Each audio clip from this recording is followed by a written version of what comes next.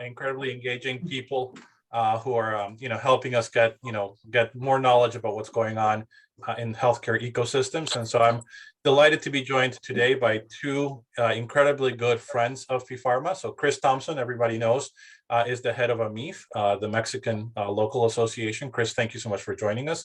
Thank you, and Chris and I have been having an ongoing conversation, and Chris has done a wonderful job in Mexico, as many of you know, of linking healthcare to productivity of the economy. He's done some great work around the automotive sector and what it means to have healthier workers, and a lot of that work from Chris in Mexico leverages work that Dennis and the WifOR team have been doing across the world. And so we are joined by Dennis Ostwald, who is the head of WifOR, and Maria Cristina, who works on the Latin America side of WifOR today.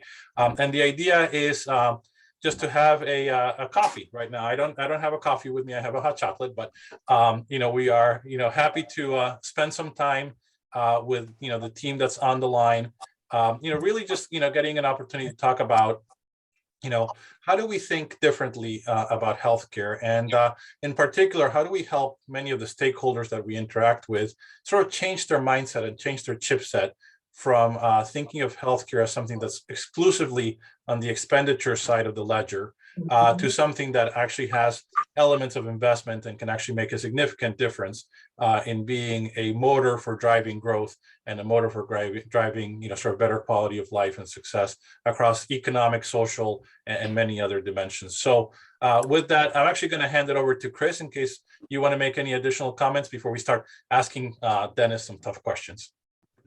No, thanks, Rafa. And it's great to be here. And it's always great to see Dennis. We've been working now for many years and talking a little bit about health, economy.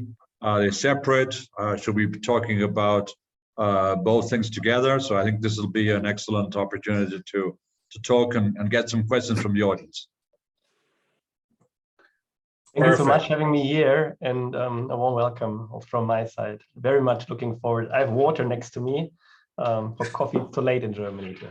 Yeah, well, that's right. You're a little bit late for caffeine, perhaps. But look, the way that we're going to do this is, Chris and I have some questions for Dennis, but we are also always interested in having this be an interactive conversation. So, if you have questions that you'd like to ask Dennis or that you'd like to ask Chris or me, please put them on the chat, and we'll sort of do that through the moderation. But I guess let me perhaps get started with the first question, and it's a broad question, Dennis, and it is not something that is exclusive to Latin America, but across the world, politicians in particular tend to think of healthcare exclusively as a cost and not as an investment. Any sort of high level thoughts on why that tends to be the case and how we can help change that? Yeah, maybe. And I think about a couple of decades ago, what happened. So I think most of the ministers of finance, they are scared how to finance increasing healthcare costs, right? Due to multimorbidity and other reasons and increasing burdens. And they think, oh, how can I afford the needs of my society? And it was really interesting when I was invited to the APEC meeting. I think it was 3 years ago or 4 years ago. The major topic was, how can we finance health in terms of demographic changes? And all the ministers of finance have been sitting there and said, oh, how do we do this? And do we have to reallocate budgets? And what shall we do? And I think, how can we try to foster a paradigm shift? You need to explain to them that increasing health expenditures, if you consider them as health investments, they lead to better wealth. And better wealth means higher GDP. If we have higher GDP, we can afford much more. So we can include a circle, and you need to measure it. And that's the reason why I think, as a starting point for this coffee, the government needs to know what GDP impact has their health investments. And just to give you an idea about it, it's such a huge sector. Globally, 200 million people are employed in the healthcare sector. 200 million, it's as much as the labor market of the US and Canada together. Mm-hmm. the GDP contribution is twice the GDP of France. So if we talk about this, it's huge, right? And then there's another point to this is, I don't want, maybe we come back to this a little bit later, but there need to be an understanding that it's creating GDP contribution and employment, and last but not least, better health, right? And then it's not a cost anymore, but then it's an investment, right? And that's how we need to push it, in my opinion. Well, we talk a lot about the importance of narrative and the importance of communication, and one of the things that has been a recurring challenge from my perspective, and I'll put on my industry hat for a second, and then I'll make a broader statement. But one of the things that I've been surprised in the time that I've been working with the biopharmaceutical industry is an industry that is doing all sorts of unbelievable things from an investment and from an innovation perspective, and yet had been in the past somewhat reluctant to sort of raise the flag and highlight some of the great work that is being done.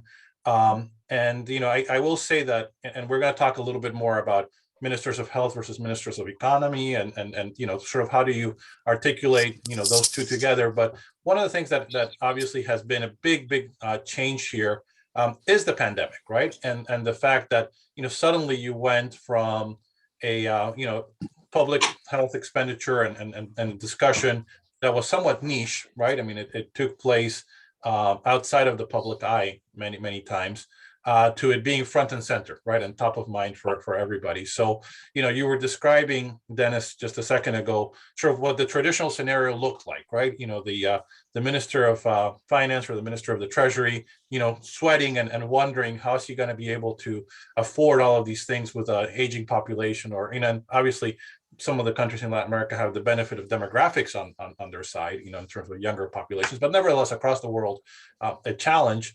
To suddenly the pandemic hits, and what's your sense of how the pandemic has been changing the scenario from your perspective? First of all, I think even though it sounds maybe a little bit funny, but we need to really be thankful, even so that we are still living in a pandemic, that we have a global, very competitive pharmaceutical sector, right? Think about the Pfizers, the Modernas, and the BioNTechs of the world, who are producing and helping us, getting out of this pandemic crisis, right? And I think, first of all, what happened in the mind of the politicians, I think that the stigmatism of the pharmaceutical industry and the medtech industry decreased, right? Because they have seen how important they are for better wealth and better health, right? And just to why we need to use this momentum right now, because it can be an opportunity if we reposition health industries in this moment, but it can be also a risk, in my opinion, if we don't continue this way the industry positioned itself in the last months and years, right? Why is it so a game changer? Because think of the social return on an investment in a vaccine. How would you do it? So I think Pfizer announced that I think they had sales of in the last year of $32 billion, right? And nobody cared about it. Everyone said applause, big applause. Think about this. If another medicine or another drug is implemented and gets to be a bestseller or more than $1 billion, then everyone is like, oh, they are earning money with us. But think about what was the return on an investment with R&D, I don't know, maybe 200 billion globally. So the damage of every year globally without the vaccine would be 20 times as high, right? And so we can see that, and that's important. If that they are all stakeholder within the health economy, they try their best to create better health. And we need to measure and point out that some innovations, they help to create even better health and in the end, better wealth. And that's, I think, understood from nearly all stakeholders right now. But now we need to use this momentum to install matrices or to use, to point it out that investment in health is smart.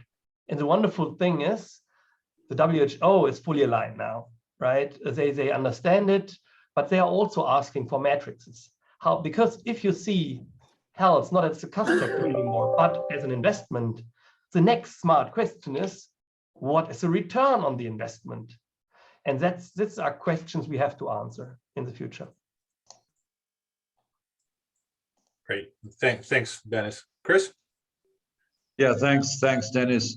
Talking about the importance of attacking all the health issues we have, it's important to have private and public sectors working together. How do you see these alliances changing the mindset? And do you know of any examples, successful examples that we could take? Yeah, I think there are private-public partnerships also have been one success factor of the development, of the research and development of the vaccines, right? It was also in the US private-public partnership, but also others. So we see a lot of alliances about how to reduce future burden, right? And then you need to work together. So we need to understand, in the governments, the public part, they need to understand that we are not thinking in silos, but we are talking about value chains of healthcare. And sure, and I don't want to say that in every country we have to invest more, but maybe we need to reallocate budgets in terms of where do we get higher return, a higher social return on investment, right? But everyone needs to understand that only if private and public works hand in hand, we have an efficient way to provide better health. Do you have tell them about the German market? How is the interaction between public and private sectors operating? Has that brought additional benefits to a total system and taking the person as a center of attention? So in Germany, they start, I think there are a lot of initiatives in private-public partnerships in entrepreneurship, right? And in R&D. There unfortunately not as much private-public partnerships in other areas, in my opinion, as I know, right? They are now starting. They understand that that if they want to really improve the healthcare system, then they need to cooperate. One other aspect where they really try to connect private and public organizations is in the entire digitization process, right? That's a huge topic as well. But to be honest, it's more like a disaster in Germany, right? We are starting from a low level, and we have a lot of improvement. And sometimes I'm really surprised if you look only a couple of 100 kilometers to east or west or north or south, that we are not even average in this. Okay, in thanks Europe. very much. Yeah, thanks. Rafa? Well, that means, I mean, the good thing about that, Dennis, is it means that there's lots of room for improvement, right? So, you know, if you take the optimistic perspective, and one of the things that Chris and I, very much enjoy when we work with you and your team, is that, our DNA is around measurement. Our DNA is around actually looking at things, and you were saying it a second ago, trying to understand not just the paradigm shift of thinking about healthcare as an investment, but then starting to look at, what are some of the metrics that allow you to measure some of that return on investment. So as you think about sort of shifting the paradigm from a cost factor to a driver of growth, what are some of the things that, we should be recommending our stakeholders look at to start, kind of, being able to quantify and get their arms around, sort of this powerful metric, right? And, we've talked about it. I didn't realize that the the sort of the weight of this economy globally is bigger than France. And I love my French, friends, but, that's a pretty significant, amount of economic activity that is taking place in the healthcare system. At the same time, you can sometimes have economic activity that is, economists, find $100 bill in the forest and they give it one to the other and they've grown GDP by $200. I mean, is that, so what are the things that we should be focused on, and what are some of the things that perhaps we need to stay away from your perspective? Rafael, that's a very open question, and I take some time because I would like to give you some framework to this. First of all of what I'm talking about now, it's not a low-hanging fruit at all, right? To give you an example, I started with my PhD thesis actually I published my PhD thesis in 2008 with the title "Health Economy as a Driver of Growth in Germany." 2008, right?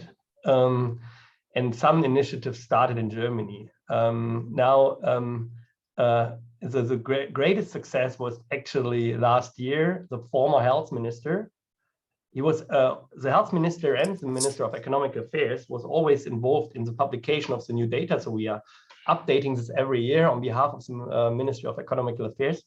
But for me, it was the greatest success last year when Mr. Spahn, the former health minister, gave me a call and said, I would like to know what is the impact of the extra 9 billion euro in GDP contribution. That was really interesting, right? And we are on the way in Germany that this is a kind of a macroeconomic assessment of health policy decision making, right? A macroeconomic one, so that we try to measure what happens when health policy decisions are taken or want to be taken. And that's really a success point. And it's also good that several countries in the world now try or calculate the impact of the health economy. But that's, in my opinion, only the starting point. I would recommend to your stakeholders and to you, you need to think the next years all the time out of the box. And you do unexpected things and think about 2 or 3 years in the future. Because just to deal with the same arguments that won't create interest on the policy level. We need to place health in all policies. And that's the reason why I'm also very happy that we recently published a working paper together with Rifat Antoun, Alan Donnelly from a G20 partnership for the G20 and the B20 task force with the title, "If you can't measure it, you can't fix it." And in this working paper, it's only 6 pages long. We suggest, first of all, measuring the health economy impact. What is the GDP contribution of the investments in health and the employment impacts? The second is that every government should measure the individual contributions, the value add of all the different stakeholders within the health economy. Why? To analyze the value chain of healthcare and to break silos in the discussion so that they get an understanding who is acting in several disease areas and what is the value contribution of the different stakeholders. The third point is that this should be also the spillover effect, the example, Rafa, you mentioned before. Every other association says, if you invest 1 billion in construction in Mexico, that's not only 1 billion to GDP, but another 500 million to GDP. And you double the impact on employment. We can do this for health as well. And why shouldn't we do so? It's like comparing different sectors. And we want to establish health as a macroeconomic sector. And that was, by the way, I had an elevator speech with Angela Merkel, the former chancellor, and she was impressed about the numbers in Germany. And the most impressed information of mine was that I told her that the industrial health industry in Germany is as impactful to the German labor market as the automotive industry. And there was really a couple of seconds silence. And then why do I say this story? Because that she gave me the idea for the fourth step in the G20 paper, because she asked, Mr. Ostwald, what shall I do? Shall I invest more or less into health? And what is the impact to my voters and to our society? And that was why Richard, Alan, and my team suggested in the fourth layer to measure the social impact of the innovations, or the social impact of the investments. And this is the most exciting point, because no other sector in the world creates such a high social impact, because all the investments should lead to better health. And if you can measure better health, and you can measure better health, that's clear. You can measure it in QALYs, DOLYs, and other health outcomes. And if you then translate these health outcomes in macroeconomic terms, then you can measure how high is the impact to GDP due to an investment in a drug, in a process, or whatever. And then in the end, you have an impact of your health investment on the one hand in the economic part, and in the other hand also in the social part, because due to better health. And then I stop because for other questions, but you may see that I'm really excited about it, because now Indonesia has the G20 presidency. We will place the topic there as well. Germany has the G7 presidency. We already placed this idea there. So we need to convince even more organizations and governments that this data is helpful to make better decisions concerning health in the future. Yeah, that's maybe one aspect to this, and maybe two other points to this point why I thought we should anytime think out of the box. The next two steps will be what we will publish in World Economic Forum paper. We need to link health investments to climate change. That's super important. And the third point is that we want to think about what is the relation between health investments and inflation and monetary policy. And that are topics so that you can talk to every president in the world, to every minister of finance, to all policy fields, in my opinion, and you talk about health. And that's what is our goal. So you're obviously the second 2 points that you just highlighted are super topical, and maybe we'll come back to the inflation one. I don't want my economist hat to overwhelm the discussion, but maybe I'm gonna pull back, and Chris has shown unbelievable leadership from a healthcare pharmaceutical industry association, and linking what we do with the Sustainable Development Goals, the 2030 goals from the United Nations. So, so I'm assuming, and I may be putting words in Chris's mouth, but I'm assuming he'd be very interested in hearing from you, Dennis, a little bit around this connection between healthcare and climate change. It's not something that we've heard a ton of, but before I let you answer that, I just want to make a broad comment for the audience, which is to remind people that if you've got any questions, please put them on the chat, because we want to make this interactive. And I did see that Gabriela sent a message about having access to some of the papers that Dennis was mentioning, but happy to take questions from the audience as well. But Dennis, healthcare and climate change don't necessarily sort of fall in the same bucket for most people. So can you tell us a little bit more about how you guys are thinking about this as you develop these academic papers? Yes. First of all, the idea popped up because I'm always interested in most recent and important topics, and if health has some linkages to it, right? And we have one topic for the next decades, and that will be climate change, right? And the idea was pretty easy. So every other sector, like automotive industry, they try to measure how they contribute to the SDG goals, right? And there are, in some SDG goals, there are climate goals. And then I said, why do we don't report about the health economy and the contribution to these goals? It's, for me, crystal clear.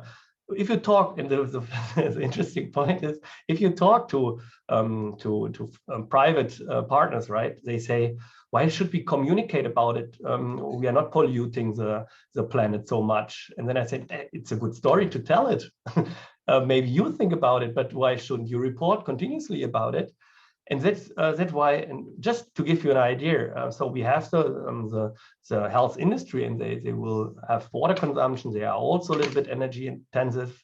They have also supply chains, and you can measure this. But you have also a huge service sector, right? And you can, I think the hypothesis is that if you have a strong health economy within your country, you will imitate less CO2 emissions than other countries. And we haven't took the link of climate, this increasing burden due to climate change. That's the next topic, right? And I think these are topics I'm really keen on to clarify, to give evidence to it. And I know that the databases are available on the macroeconomic point of view, and so we will publish it in May. Yeah, that's the plan. And coming back to the other aspect, Chris, it's something I really love to work with you, because you're the person who thinks all the time out of the box, and it makes so much fun discussing with you these topics. And another topic is a must, in my opinion, if we really want to force private or the healthcare industry or health economy at all to create a social impact and measure it. I want to establish a clear KPI in the SDG goal 3. And there are 13 sub-indicators, but as in climate goals, right, we have a CO2 reduction. We need to have an indicator in the SDG goal 3, which we want to decrease or increase. And this indicator can be DOLI, can be QALY or whatever, or something else, or a monetized value. And this must be a target, and that's my goal for 2025, to establish such a KPI that companies can, if they like to measure the social impact, that they know how they contribute in achieving the SDG goal 3. So this look just for me highlights that great minds often think alike, because we had a question on the chat from Carlos Murillo, who's a good friend of ours who runs the Pfizer business in Latin America, and he was pushing you for specificity, Dennis, as very good business leaders often do, and he was asking, if we had one metric of impact related to social impact of investments of healthcare, what would that metric be? And so I think you're starting to highlight sort of your thinking about that. But if I put you on the spot, and I know you're still developing your thinking around this, but if you had to say what's the one thing that people should be focused on, which one would you emphasize? And a great question, Carlos. It's a very good question, and I talk very openly to you now.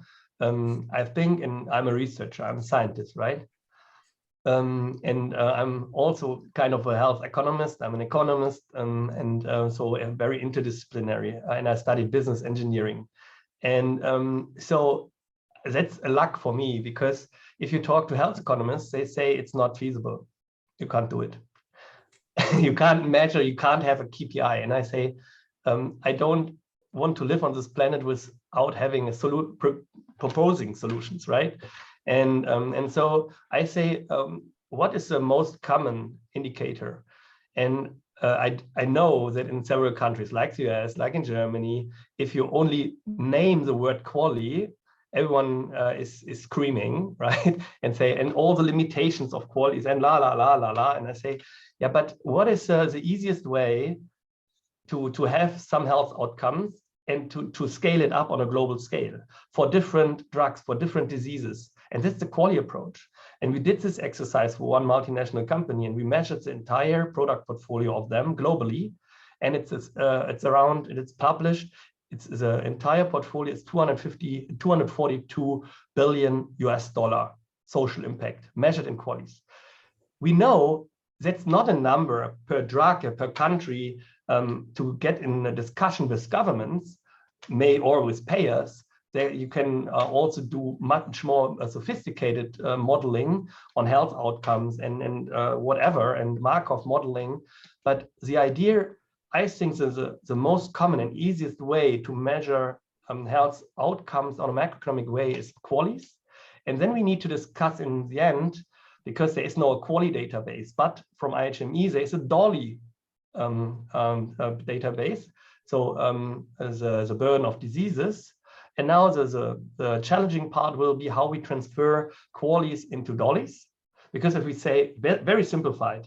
And why don't you just, because I know we've got a lot of people from the industry here, but not everybody may know the difference between a QALY and a DOLY, and how you measure quality adjusted life here. I mean, why don't you just give us 30 seconds of that context for the benefit of those who might not be as familiar with it? So the major point is QALYs is quality adjusted life years, right? So you try to measure how high are the QALYs in comparison to the standard of care if you introduce a new drug. In most of the clinical trials, you have this as certain outcomes. There are a lot of limitations in there, I know. And DOLYs are in a way disabled life years, right? And there are two dimensions. So you say, how much is the burden measured in disabled life years? And just very pragmatic, and my team, I'm discussing with my team, and they sometimes try to even, I don't want to say to kill me, but I say, if it's difficult to translate them, then let's say a QALY is equivalent to 1 minus a DOLY, or right, that the DOLY is so and then let's work on this. How can we make this much more precise? But the idea is we have a database, a global one by burden of disease. If we really can due to time series say what is our goal to decrease DOLYs by diseases, and then a company, a multinational company may point out with the QALYs in this disease area how they contribute to this reduction. And that's the idea what we are pushing ahead very much. Great. And yes, I think that was a brief answer to your question. I appreciate it. Chris, any questions?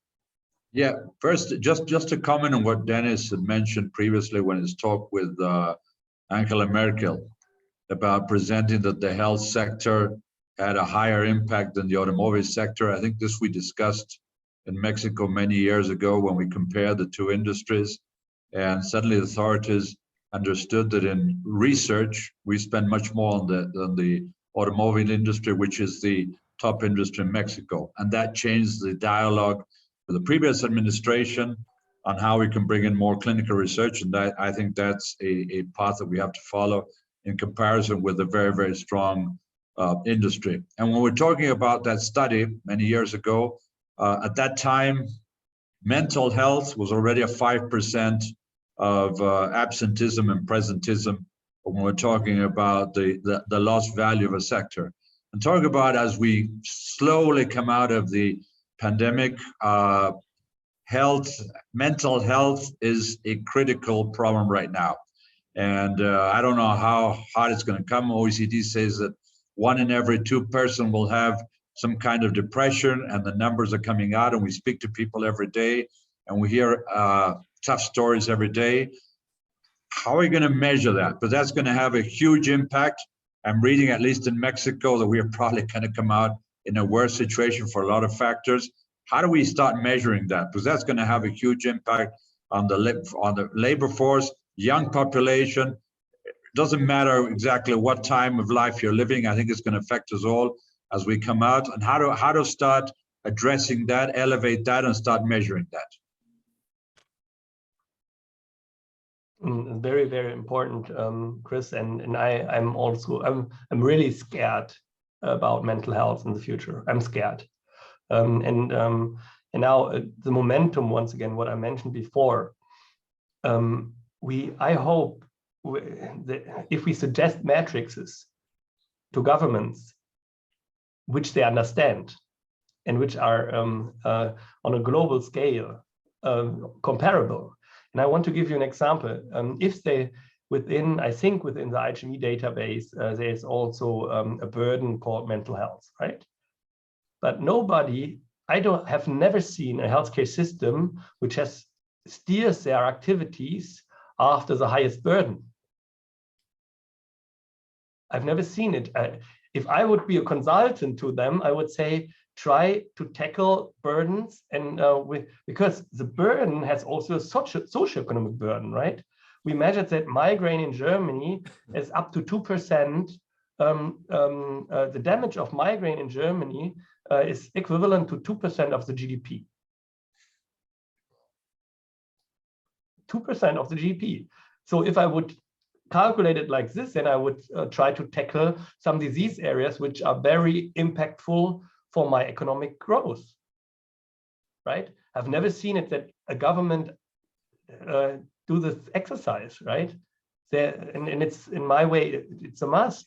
You need, but if you come with Dulles, right, and burden, then nobody wants to, or no president understands it, no chancellor understands it. But if you do it in monetary terms and just say, okay, this is 2% of your GDP, that's 5% of your GDP, I think that's much more impressive. And I don't want, maybe we'll do it, but we need to calculate the burden of mental health so that they are proactively helping the patients, right, in the future. And I think we got to do it on both ways. One, the younger population going into the workforce, the long-term impact that will have on the workforce. But on the other side, when you look at people above 60 years old, at least in Mexico and probably a lot of Latin America, is growing double digit. The population is growing older, and that has another impact. Living longer, probably another, will also financial issues. So it's a combination. You say, how does that affect the economy, and how do we drive awareness with some kind of study with specific measurements? So then we start taking actions, because clearly there is no plan. We're coming out of the crisis with no plan in Mexico. The budget, 2% is spent on mental health, and the cost for the system is more than 13%. So we're way behind there. So one of the things as we think through, and again, open it up for questions from the chat, but as we think through all of these things, the reality is there's a ton of complexity, right, in the system. And part of the challenge from my perspective, Dennis, is when interacting, and we've all had the opportunity to interact with heads of states, with presidents, prime ministers, chancellors. When they're focused on you, they're focused on you for that half hour or 45 minutes, and then they go on to the next crisis and the next thing. And so you have to often leave them with very simple and very actionable items that they can focus on. And so that's why I think that's part of the magic of things like saying, whether it's in Mexico or in Germany, automotive industry, very visibly very important, healthcare just as important, if not more important. I remember when we were at the APEC meeting together in Chile, seems like a long time ago, but I guess it was in 2019, and you were presenting that mining, which is so central to the identity of Chile as an economy, and healthcare actually turns out to be as important, if not more important, than the mining industry for Chile. And that I think would be true across multiple countries and multiple. So that's one sort of easy takeaway where somebody can come out and have that aha moment, the way that you were able to get Angela Merkel to have that aha moment.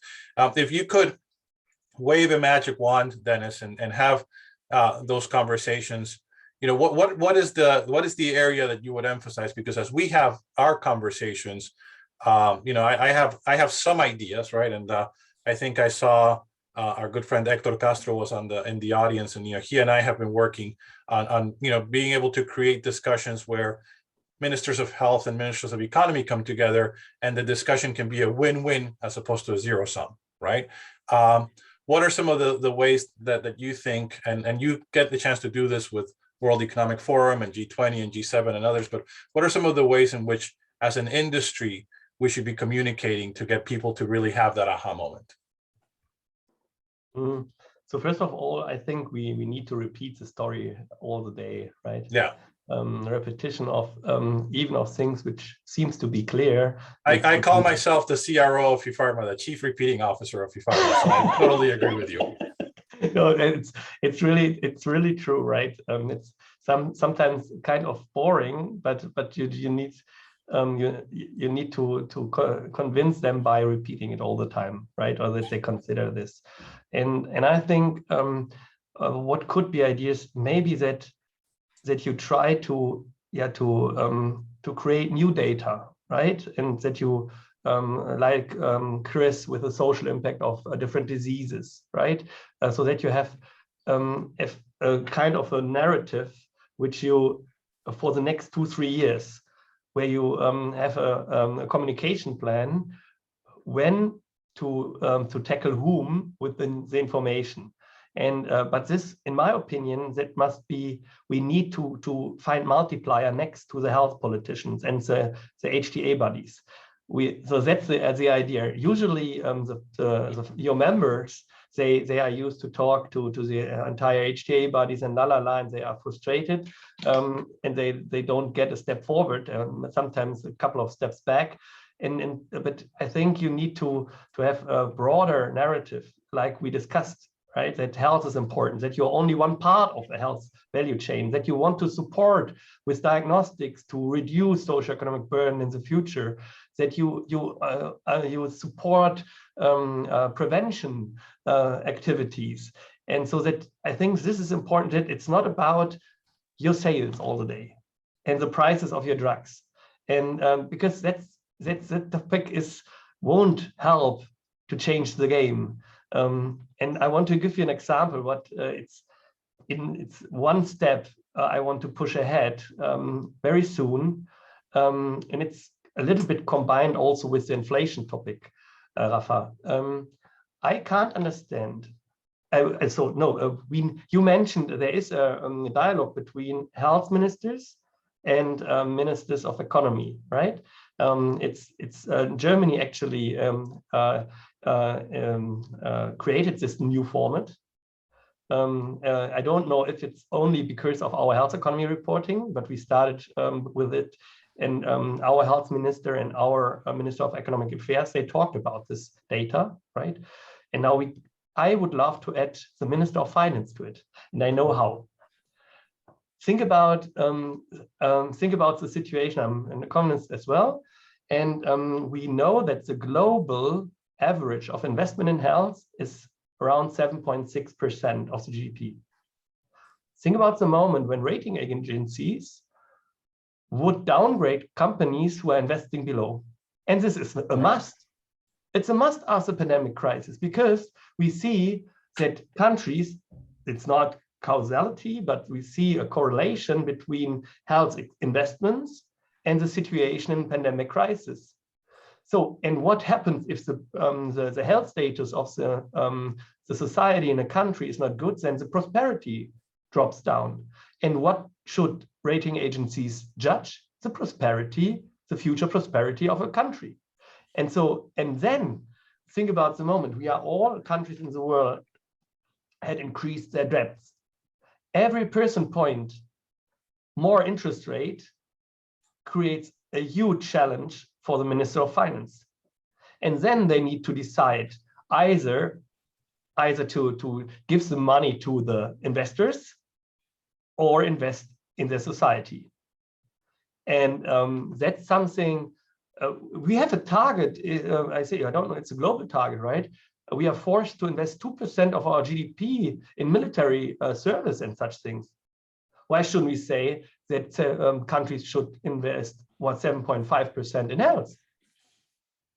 And then we can invite the ministers of finance to this meeting, and the Minister of Economy is happy because in some countries he has a higher contribution to GDP.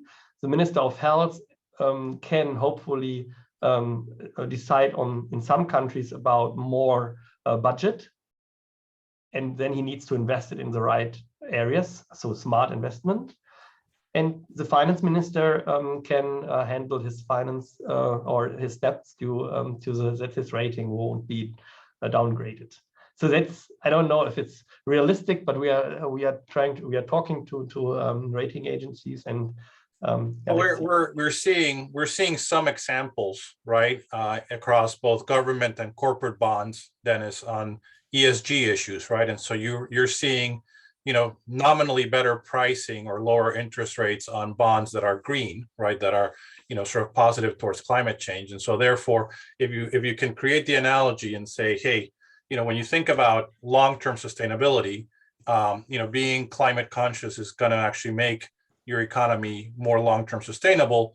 If you are investing in health and investing in your population, you're going to make your economy more long-term sustainable. Those are two arguments that would be able to articulate why it should get preferential or differentiated pricing when it comes from a Minister of Finance perspective, right? So I think that links nicely with a question that we've got in the chat from Julio Castillo, and his question is, how can health policy be an enabler of healthcare sustainability, and how should we go about to pave this way in most of the Latin American countries? So again, health policy as an enabler of healthcare sustainability. Any thoughts on that? I think, you need to define health sustainability, right? So what do you see as sustainable in finance terms or in outcome terms? I would say if health politicians or health policy would, and that's a pity in all countries in the world, they don't even think about developments in 2, 3, 4, 5 years, right? And if you think so, or I don't know a lot of countries who are doing this, or no country who do this, but then in my opinion, then they don't do it. They don't think sustainable at all, right? Usually you should, but it's the same with companies, to be honest. Unfortunately, some of them, they are also thinking balance sheets of 1 year. But I think this must be the case. So what health, as maybe one example, there's some initiatives in Europe where public-private partnerships try to create new initiatives to make target setting what they want to achieve up to 2030. As an example, reduce cardiovascular diseases by 30% up to 2030. This is in a way where if we can include health politicians and health policy in such initiatives, and they try also to maybe to reallocate us budgets or invest in this initiatives, that could be a way how we can they can be an enabler. Something that you mentioned about, companies and their concern with their short-term balance sheets. It's actually interesting because I've had the opportunity to look at